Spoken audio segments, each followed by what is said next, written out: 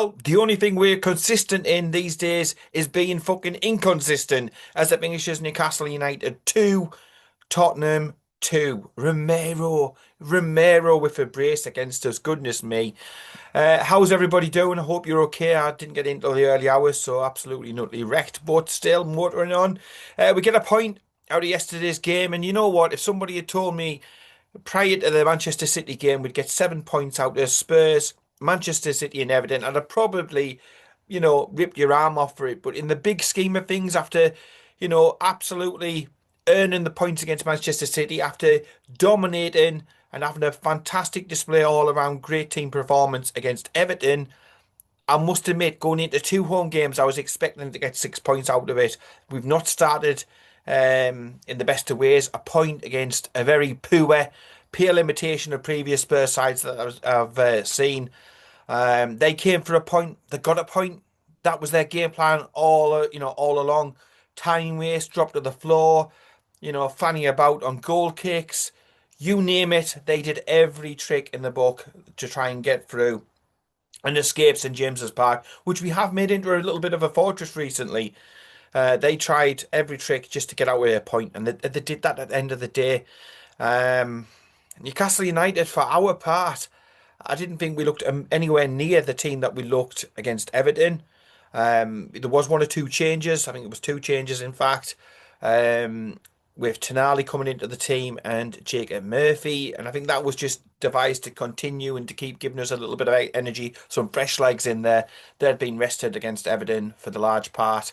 And the first half, let's go through them in two separate bits. The first half, it was all Newcastle United, plenty of possession. We must have had, I don't know, I haven't looked at the stats yet, but it must have been 75% possession. It was virtually complete domination. They offered nothing as an attacking unit. Spurs, they sat back.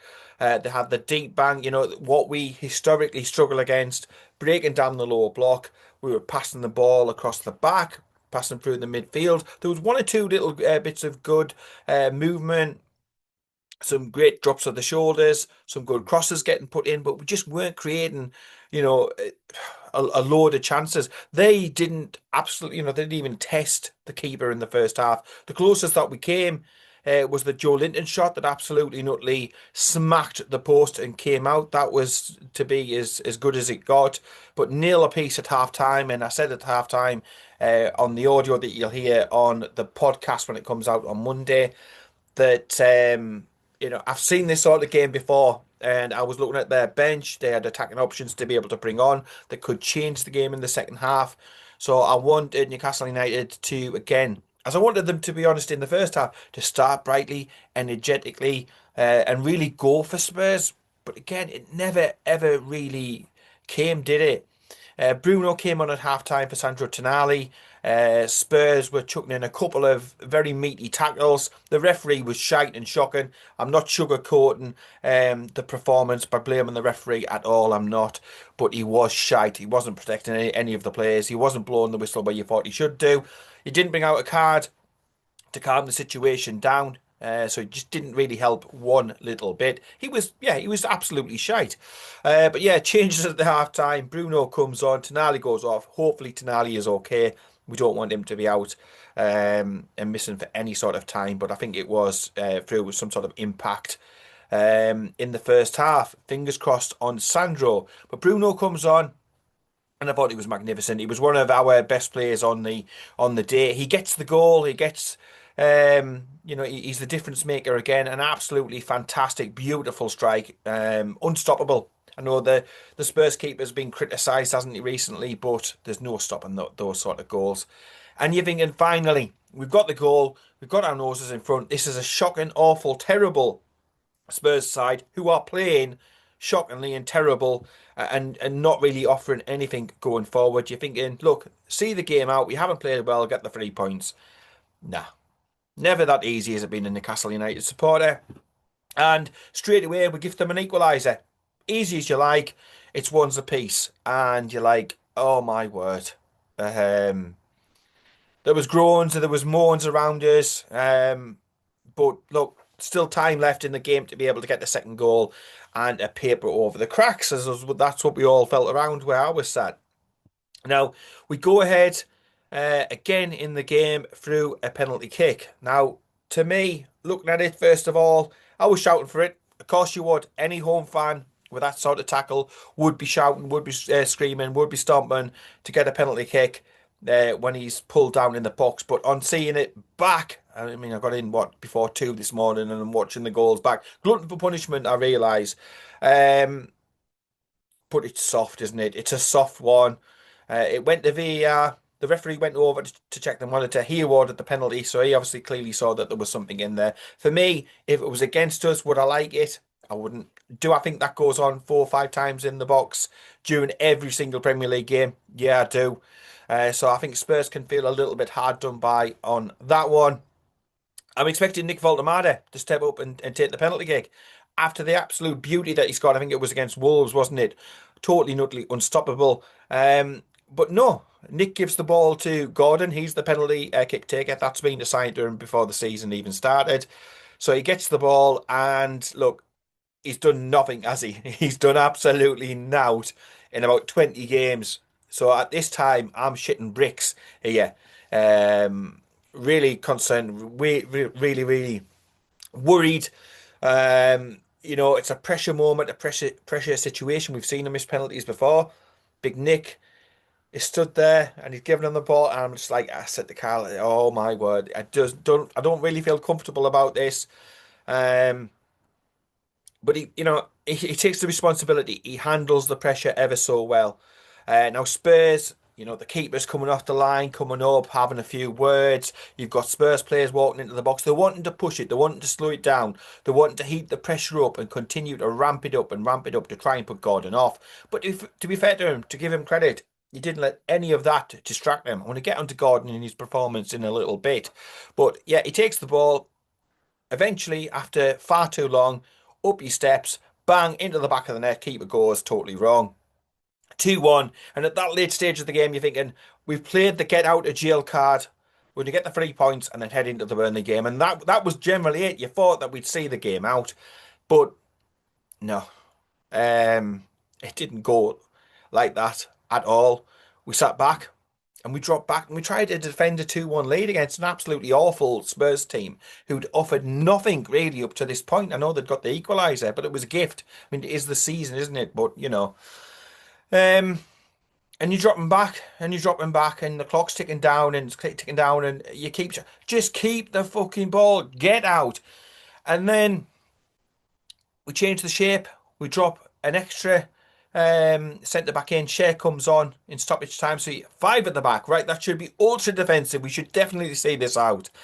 Again, I'm screaming at the lads. They're going for a third goal. And you're outnumbered in this and the other. I'm like, look, if there's a chance for a third goal, go for a third goal. But if there isn't a realistic chance of getting in on goal, then take it to the corners. Be smart. Keep possession. Make them work. Frustrate them. They didn't deserve fuck all from the game. Bear this in mind. And then the equaliser comes, and it's as soft as you fucking like. I don't know how it went in, but we've done this time and time again. And I've said before in previous videos, the Arsenal game and the Liverpool game was like shooting yourself in your left foot and then thinking, I want to shoot myself in the right foot. So I don't know, we're out of feet. But yet again, we haven't seen a game out in stoppage time. That's points dropped against Arsenal, points dropped against Liverpool, and points dropped against Spurs. We shoot ourselves in the foot and we gift them the softest of soft goals to get it for 2-2. And I couldn't believe it. Look, beforehand, the other substitutes that came on, Gordon, I thought he looked like he had a beanie's bonnet. I think he looked like he had a point to prove. He was going to use the minutes. He got literally dregs against Everton. He just come on for the banter and for the remaining crowd to give him a little bit of grief and stuff like that and have a laugh about it.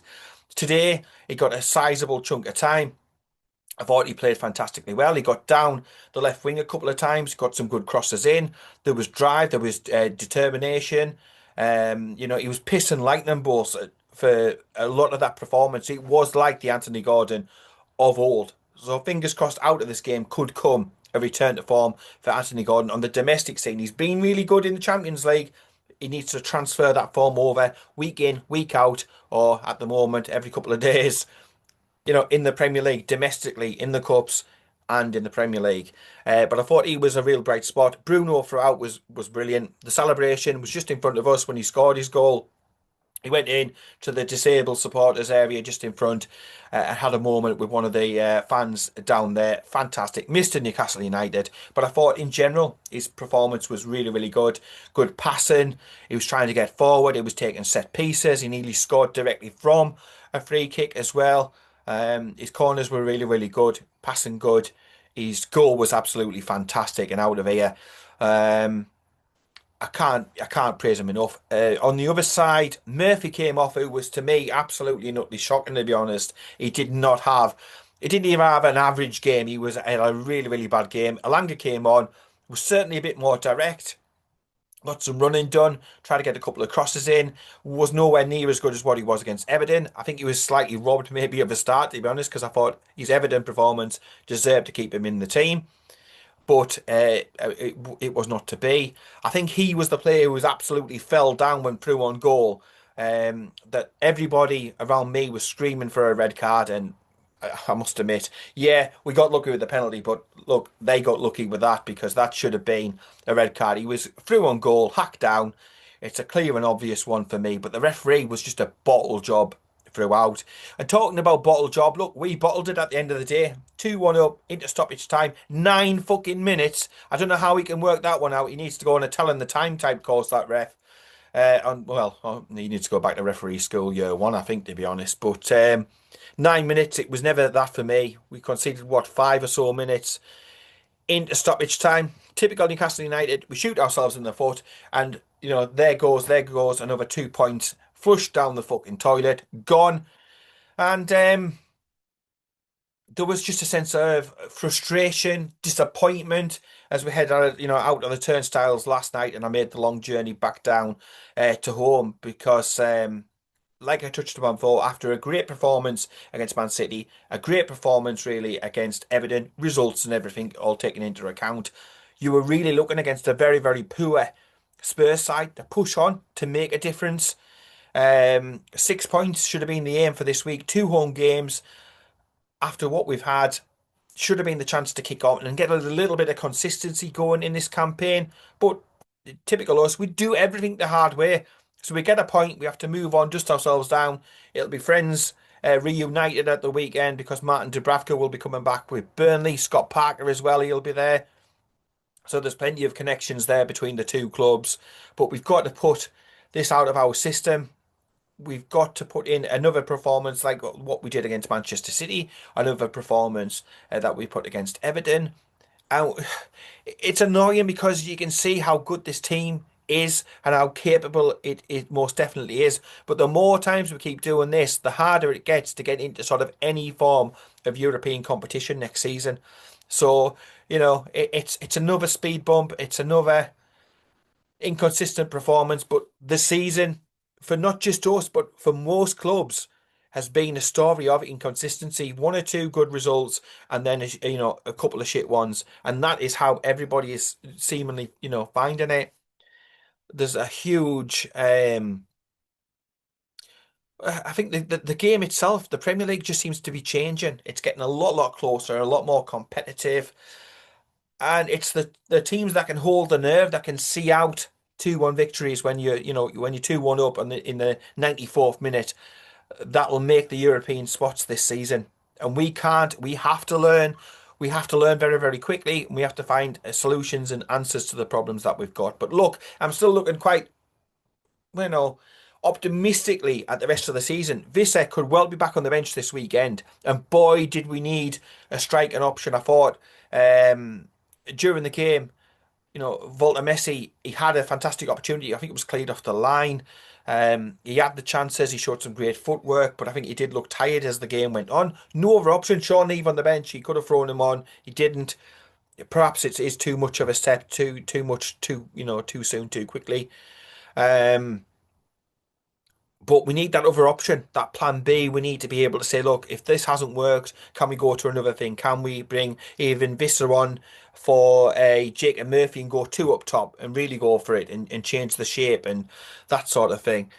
We need those options and we need them urgently. So I'm pleased he had a behind the scenes game, didn't he, for us? An 11v11 exhibition match, as it was described in some quarters. Sounds a bit fancy, doesn't it, for a bit of a knock around at the training ground? But by all means, and all what's been said on social media, that is, he was good. It was a good performance. Hopefully, he's back at the weekend.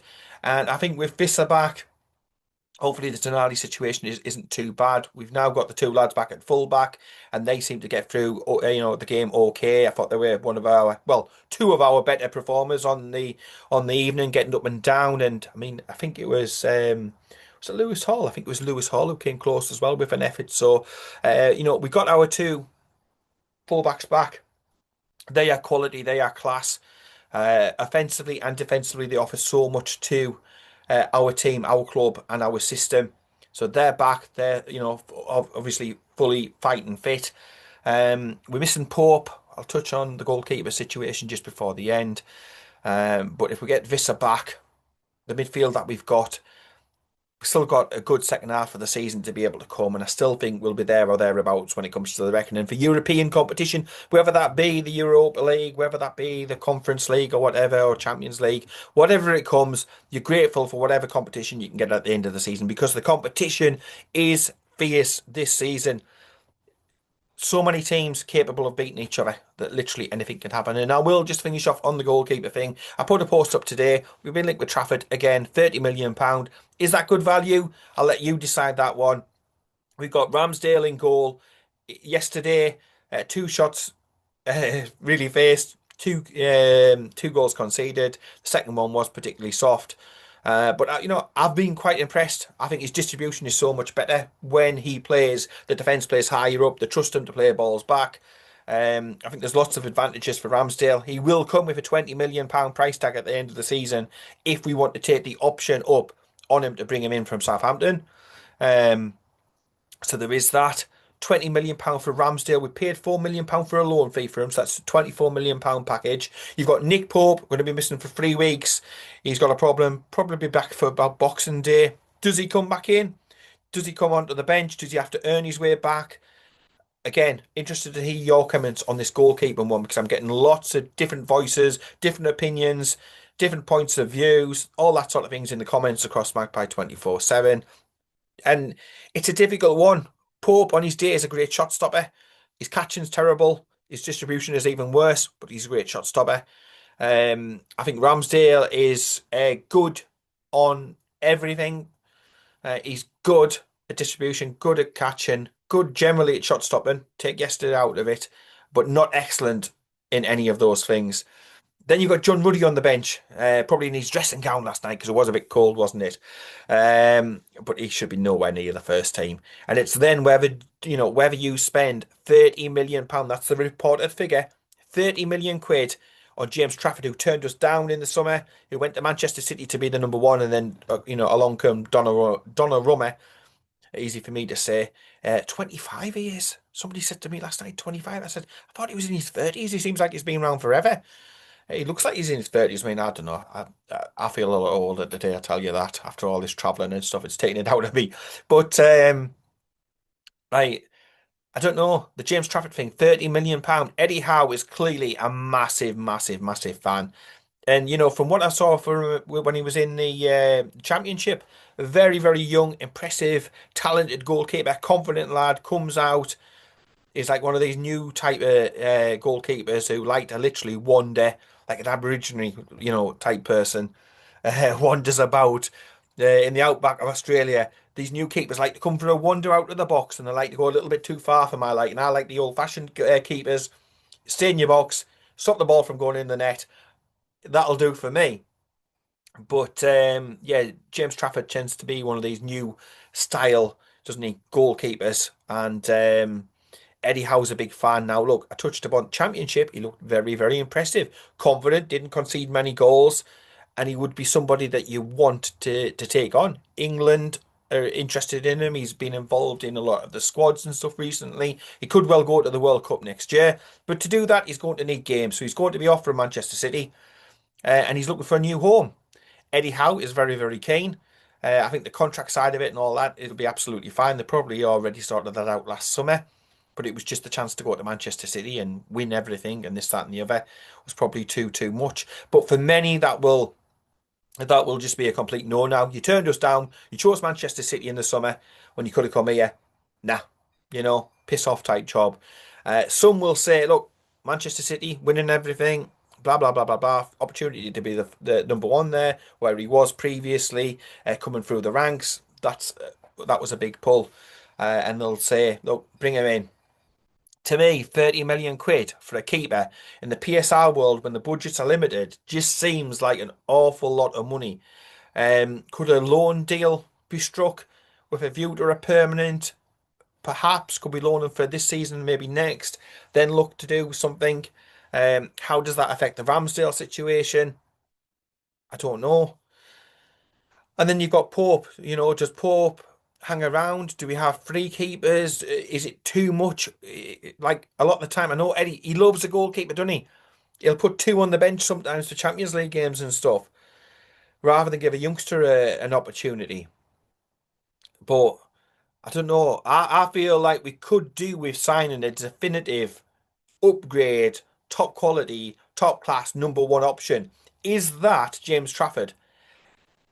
A totally sort of hand on heart type job. I don't know whether he is good enough for us. Some of the stuff I've seen, even at Manchester City. Look, if you can't perform at Manchester City, with the protection that you get there, then how are you going to fare at Newcastle United? You know, um, I trust Eddie's judgment 1,000%. That's what I will say. If he wants him, I'd be 1,000% behind Eddie wanting him. But for me, if it was a football manager save, I'll put it like this: would I spend 30 million pound of a 40 or 50 million pound pot on a keeper at the moment? Even if I could say get a few million for a Pope or something by selling him, I'd probably not. I'd probably look to a young keeper. We have lots of quality young keepers on the books. The likes of Max Thompson, hasn't he? He's been in and around squads and stuff recently. Could one of them perhaps be the long-term answer? I don't know. I've not seen enough of them. I've only seen bits when they've been out on loan or little bits of highlights and stuff from reserve games and everything. But it's a massive, big, complicated matter to unpick. But I think we do need a recognised top quality number one. It's just who that's going to be. I'll be fascinated to get your opinions down below in the comments. And then let me know what you would think and what you think Eddie Howe will do. I think he's going to go after him. I really do. I think he's going to end up at Newcastle United by hook or by crook. And then we'll see what happens. Does Ramsdale go back to Southampton? Does he go on to another club? So he gets, the regular minutes. Because again, he's too good, isn't he, to be sat on the bench playing number two to either Nick Pope or James Trafford. I know he didn't do an awful lot at all really last night, but I don't know. I feel a bit sorry and gutted for him if we sign another one and he drops the third choice keeper. I just think it's a little bit of a waste. It's a waste for us paying him wages. Could he be moved on somewhere? Could Pope be moved on somewhere? Do we need to bring in a first choice and a second choice? Could it all be? Like I say, goalkeeper is a real thing that every time I meet up with Kyle, we end up, chatting at length about this one issue because there's bits of each goalkeeper that we've got and probably bits of James Trafford that you really like and you'd like to be able to sort of merge them into one if that was absolutely possible. But I think the budgets will be tight in January and I think we do need one or two deals to be done. Lots of talk about Asula leaving, so does that free a little bit of extra cash up? And we can maybe bring in a third choice striker. If he wants to be off, we need to bring in a third choice striker. Do we bring in somebody who can play a striker and say right wing, maybe something like that? We need extra fullback cover. I think that the first half of the season or the first whatever we are at the moment, third of the way through or whatever it is. I can't be bothered with maths after the lack of sleep, but yeah, I mean, fullback has to be a concern, doesn't it? Because we've got Trippier out at the moment, and he'll be a welcome return as well. Touched upon on Visser, but yeah, Trippier will be good to have back. We need a sort of reverse Livramento, don't we? Tino can play on the left or the right. Hall is fine on the left. We need somebody who can play on the right and on the left quite comfortably, but probably is an understudy to Lewis Hall, if you know what I mean. So somebody who can play left back, but can also cover right back if need be.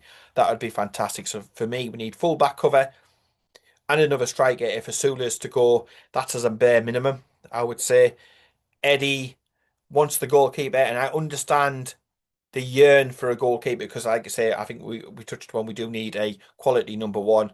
I just don't know whether that'll be January or the summer, and I don't know whether the budgets will stretch because we need a top quality keeper coming in with presence who can catch, who can put like punch the ball like asleep, and who can get the distribution right.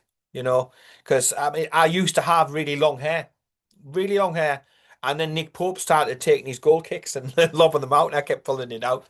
So that explains a lot, doesn't it? But yeah, frustrated. But look, still happy, still got a smile on my face. Looking forward to Burnley at the weekend. Let's hopefully smash them, get a couple of goals, put a real performance on, and send the faithful home with a smile on the face on Saturday tea time. That's the plan. Check out the podcast if you haven't already, please. Your support does mean a heck of a lot on that. Doesn't cost anything, nothing on Magpie 24/7 cost you anything at all, but please continue to support, to like, to comment, to join in the discussions. And it's great to get your opinions on things as well. But I'll leave it there. And yeah, subscribe to the YouTube channel, please, if you will. And in the meantime, take care, keep it tuned, and I'll speak to you later. Monday for Toon Talk, a Newcastle United podcast by Magpie 24/7.